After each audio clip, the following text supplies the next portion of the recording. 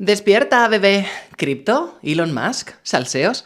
¿Qué dices? Es 2002, vístete que llegamos tarde al ciber. Ciber se llamaban en España, pero vaya, una LAN party. Qué tiempos, ¿eh? Cómo jugar ahora online, pero con más camaradería y una mezcla de olores en el ambiente que se podía hasta masticar. Hay juegos que han alcanzado un estatus legendario en las comunidades que tuvieron la oportunidad de jugar con sus amigos pagando por horas en este formato. Para mí, por ejemplo, lo fue el Diablo 2 clásico. Y si algo me ha quedado claro en los vídeos pasados que he subido, es que en Argentina el que reinaba era el Age of Mythology. Sos un boludo entonces. Si es una basurilla, no lo jugués. Y quédate en el Age of Empires. Metete el competitivo vos, los hititas, Genghis Khan y los ingleses y váyase todos a la concha de su madre. ¡Infeliz! Encima venís a tirarle mierda. Decís que lo pagaste 2 veces. ¡Tremendo bobo! Dejanos jugando a los latinos felices a nuestro juego basura. Y vos andate a mirar partidas con una calculadora de unidades metidas en el ojete, pelotudo. ¿Y a qué viene esto? Os podéis preguntar, pues os lo cuento en un minuto después del patrocinador. Este vídeo ha sido patrocinado por Editorial Salvat. Recuerdo en mi época los fascículos de Magic o de Warhammer, pues ahora le toca a Dungeons and Dragons, el círculo se cierra. Por solo 1,99 podéis encontrar este primer fascículo en kioscos, con un set completo de dados, que ya con eso lo tenéis amortizado, pero también cuenta con 4 personajes pregenerados, una guerrera, un mago, un pícaro y una clériga, una guía rápida con reglas de combate, una guía rápida de lo más básico del juego, una descripción de los personajes, guía de equipo, descripción de la ciudad con mapas con puntos de interés y una aventurilla completa con mapa y arte originales. Si habéis tenido curiosidad por probar el juego pero nunca os habéis puesto de acuerdo, jamás vais a encontrar una forma más rápida y económica para darle un Nintendo. Link en la descripción y comentario fijado de este vídeo. Muchísimas gracias, Salvat, y volvamos con el vídeo. Esta división de tu tiempo de juego era muy común. Te vas a casa y juegas títulos de un jugador a tu bola, probablemente consola, y luego te gastas unos eurillos, o bueno, unas pesetas, en agua envenenada y un par de horas y a echar la tarde jugando un rey de la colina en el Age, haciendo trampas mirando las pantallas colindantes. Infancia en estado puro. Pero hay un juego que era la mezcla perfecta en estos dos formatos y que estaba en este escritorio predeterminado del Windows 98, que no era otro que el Baldur's Gate original. Un juego que al lado de los de estrategia, el Diablo, el Counter y el Quake, no veía demasiada acción, pero siempre en la esquina había gente que estaba disfrutando de los reinos olvidados con un par de amigos. Gente que parecía obsesionada con ese combate muchísimo más lento que el del Diablo y que se pasaba las horas en la puerta del local hablando de la historia y discutiendo sobre cuál era el mejor personaje. Batallas de waifus siempre han estado ahí. Y 20 años después podríamos decir que les entiendo. Al fin les entiendo. La cuestión es que si comparas cifras de interés, no estoy solo con estos prejuicios. Antes de su relanzamiento, la versión especial para Switch, las plataformas móviles o que llegasen a páginas tipo Steam o Google Games, el Baldur's Gate original, el legendario, vendió como 1,5 millones de copias en toda su vida útil, que es lo que vendió el Diablo 2 en el primer mes que salió a la venta. Sí, pero del Diablo 2 no te encuentras videoensayos de horas que se ve más gente que la que se compró el puto juego en primer lugar, ¿eh? Baldur's Gate era un CRPG, siglas de Computer RPG o juego de rol de ordenador. Sí, es un título un poco absurdo teniendo en cuenta que ya se venden estos juegos en consolas. Pero bueno, es como decir que Sea of Stars es un JRPG cuando estos tienen de japoneses lo que el Putin del sushi. Los juegos de rol tienen unas denominaciones de mierda. Yo no me inventé los términos, solamente los perpetúo. Anyway, estos títulos originalmente necesitaban jugarse en un ordenador. La cantidad de habilidades, los macros para ejecutarlas, los menús para construir a los personajes y sobre todo la cantidad ingente de texto que tocaba leer, digamos que es como los juegos de estrategia. Es posible portearlos a consola, pero el resultado siempre es durillo. Como el género del point and click, este tipo de juegos murió con la llegada de las generaciones del shooter con coberturas y el cambio a un tipo de jugabilidad más enfocado a la acción cinematográfica. Hay algunos coletazos más allá de las sagas clásicas, pero no tardaron mucho en cambiar a emular lo que estaba demostrando ser mucho más popular en el momento. Y si le preguntas a la mayoría de fans, son bastante peores por no ser auténticos a lo que fueron antes. Los juegos de la difunta Troika Games, que te Bien, EA, da igual cuando estés escuchando esto, no tardó en colgar el sistema de Dungeons and Dragons, que para este momento estaba en su tercera edición y suponía menús sobre menús sobre menús sobre menús, y cambió un estilo mucho más similar a lo que consumía la gente. Si nos concentramos en el cambio del Templo del Mal Elemental, que apenas vendió más de 100.000 copias, versus Vampiro la Mascarada Bloodlines, que vendió la mitad. Vendió la mitad inicialmente, pero a día de hoy es un juego de culto que ha vendido muchísimo más, con una comunidad de modders activa que ha arreglado todos los problemas de su lanzamiento inicial y que sigue vendiendo una barbaridad en plataformas de juegos vetustos, ya con el parche metido dentro del pack. Ya sabéis, siempre que alguien lo menciona, alguien se lo reinstala. Como le pasó a otras sagas míticas que cambiaron para peor por adaptarse a los nuevos tiempos, este género quedó relegado al olvido, más o menos hasta que la nostalgia pudo pagar para que estos juegos se volviesen a hacer. Thimbleweed Park o Psychonauts 2 pueden parecer los ejemplos que siempre vienen a la mente como casos de triunfo por anteriores developers que son capaces de volver otra vez a trabajar en su pasión por el apoyo de los fans, pero con ejemplos como Tides of Numenera en 2017 o Pillars of Eternity en 2018, que se rascaron $4 millones cada uno en Kickstarter, parecía que el género de los computer RPGs aún tenía fans dispuestos a pagar por ellos. Estas historias no vendían más juegos, pero estaba bien ver que todavía había un interés por jugar con este formato, por muy reiterativos que fuesen de sus anteriores entregas, que insisto, no es malo, si comparas el Diablo 2 con el Diablo 4, no ha cambiado tanto. Si comparamos la cámara, el loop de jugabilidad, las clases, la gente normalmente quiere lo familiar pero mejor, y eso es lo que estaban recibiendo con estos títulos. Entra Larian Studios, originalmente conocidos por crear un clon de Diablo en una saga, un mundo conocido como Divinity. Este mundo ha visto hack and slash, este mundo ha visto juegos de gestión de cartas y estrategia en tiempo real, y este mundo finalmente vio juegos de rol muy similar a lo que a día de hoy ha conquistado el mundo. Una campaña con personajes con una historia que vas desgranando poco a poco, un mundo único para explorar, creador y leveador de clases con hechizos y ataques únicos, y sobre todo un sistema que actúa sobre otros sistemas, como prender fuego a alcohol o electrificar el agua. Este juego sube la barra de lo que estaba haciendo el resto, y aunque su campaña de mecenazgo no es ni la mitad exitosa que la de los otros casos que hemos visto, el juego vende una auténtica barbaridad de una vez sale al mercado. Más de 7 millones de copias, que es una fumada para un CRPG.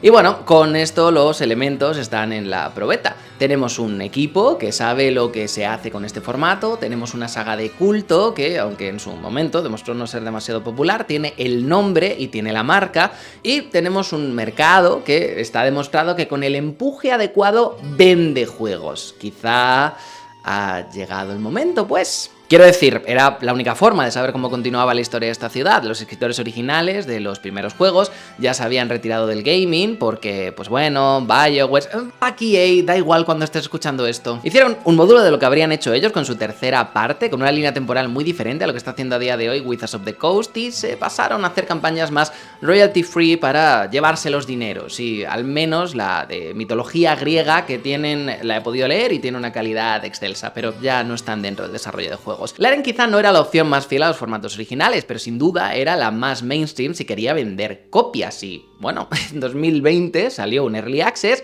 y los 4 frikis de turno nos pasamos las 25 primeras horas y vendió como 2 millones de copias.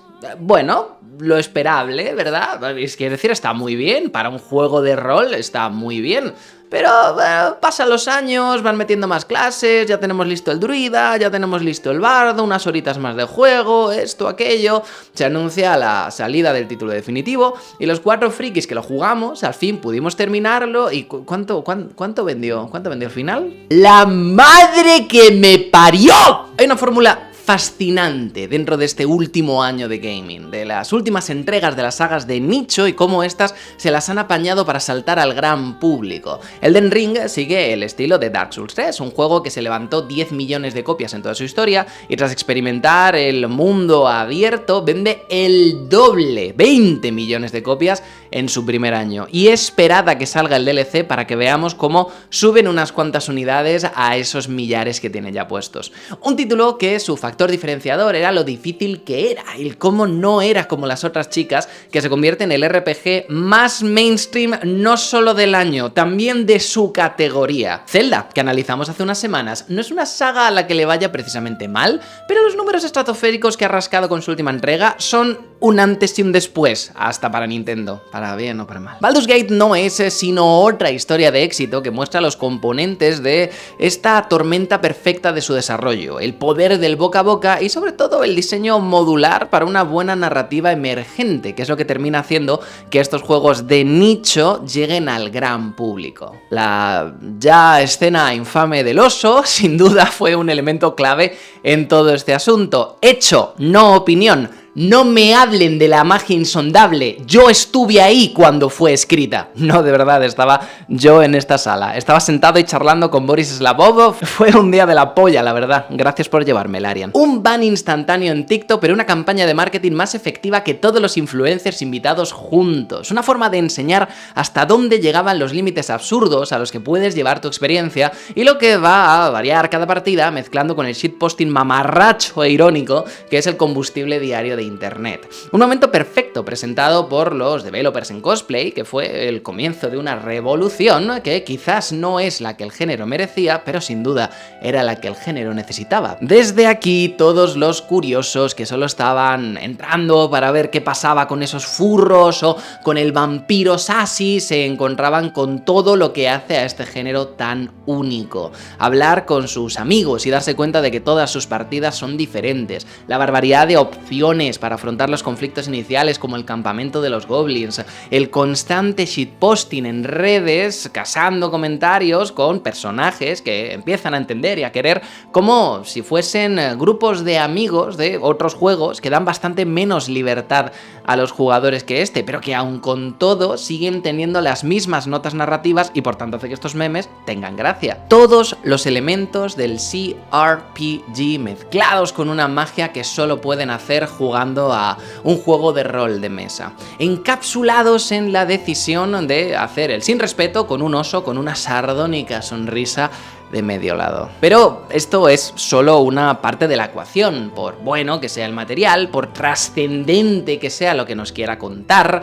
no quiere decir necesariamente que sea entendible para el gran público, y la cantidad de cambios que le han hecho al creador de personajes para simplificar sus mecánicas creo que es algo a lo que no se le da el suficiente crédito. Hay muchos fans a los juegos de rol que prefieren la aproximación de Starfinder, el estar 3 horas en un menú muriéndote, leyendo muros de texto, pero asegurándote de ir somatizándote todo lo que va a ir adquiriendo tu personaje de niveles 1 a 20. Pero en Baldur's, dando la opción de volver a hacerte el personaje prácticamente cuando quieras, las consecuencias de no prestar demasiada atención al comienzo son tirando a pocas. Y de hecho, si no quieres pensar, puedes pillar cualquiera de las builds que ofrecen al comienzo y estar en la nave de los ilícitos en menos de 5 minutos. Esa facilidad para disfrutar de este mundo no solo se queda ahí, puesto que si juegas en consola han hecho brujería pura para que puedas tener prácticamente la misma experiencia, pero tirado en el sofá. Si me hubieses preguntado a mí antes, yo te habría dicho que era imposible. Un CRPG simple y llanamente tiene demasiado que hacer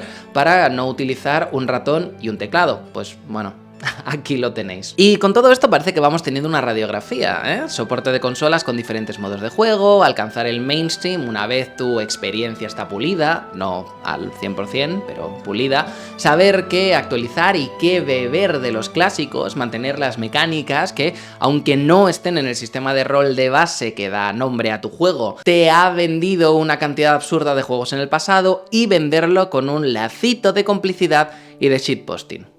Creo que en la brecha entre los fanboys de la tercera parte y de los clásicos se encuentra la clave de todo esto. Todos estos nuevos jugadores puede que amen las cinemáticas, el arte, el combate y el rollo medieval, pero no van a volver a jugar a los clásicos para seguir experimentando más de este mundo. Pueden recomendar Planescape todo lo que gusten, que al final Divinity 2 o algo como Dragon Age es mucho más parecido al alimento para el que ahora están hambrientos. Esto lleva a la eterna batalla entre distinguir a los reales de los nuevos, este proceso por el que pasan todos los fanboys que llegan a este nivel de popularidad en el que los que disfrutaron de este mundo en su estado más puro ahora echan pestes a los que se unieron a la fiesta cuando se maquilló y se compró un vestido nuevo. Pero para los que el máximo interés que van a demostrar en esta franquicia es verse el resumen de la historia de las entregas anteriores a velocidad por 2. ¿Son estos posers malos per se?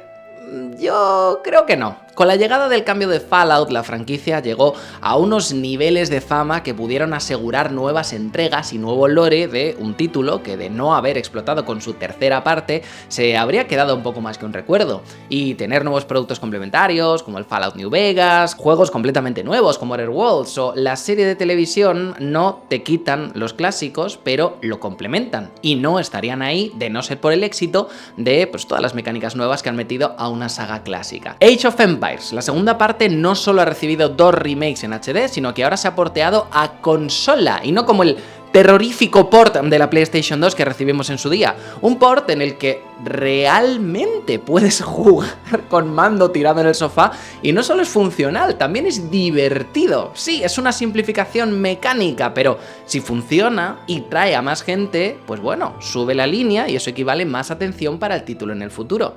Creo que con Baldur's Gate estamos en una situación exactamente igual. El que quiere puede jugarlo en modo táctico con la visión cenital, controlando el campo de batalla y aplicando todo el peso de las reglas de quinta edición mezcladas con las del Divinity 2, pero si quieres ponértelo fácil y jugarlo a tu ritmo con una cámara al hombro y con mando, pues ahora tienes esa opción. Ahora eso es funcional. Sí, es diferente, pero una no niega directamente a la otra, y es una muy buena combinación. Una de mis sagas favoritas es Final Fantasy, y mirad lo que ha pasado con el 16.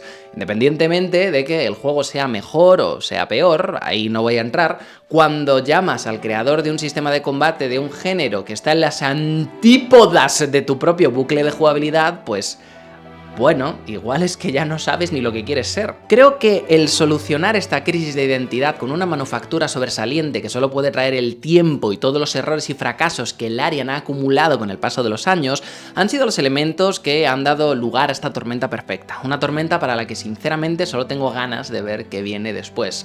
Pero esto no me ha quitado las ganas de jugar Planescape o perderme en el Tyranny o en el Numenera. Solo han saciado una sed que antes no sabía que tenía. Pero para mí, al menos, estas experiencias son completamente complementarias. ¿Pero qué opinan ustedes? Coméntenme con una daguita en los comentarios para saber quiénes son los que se quedaron hasta el final. Es 2024 y tengo muchas ganas de traeros contenido nuevo. Así que un like, un comentario, una sub o una campanita, como siempre, me ayudarían muchísimo en el proceso de volver a convertir este canal en un hogar. Muchísimas gracias y nos vemos muy pronto.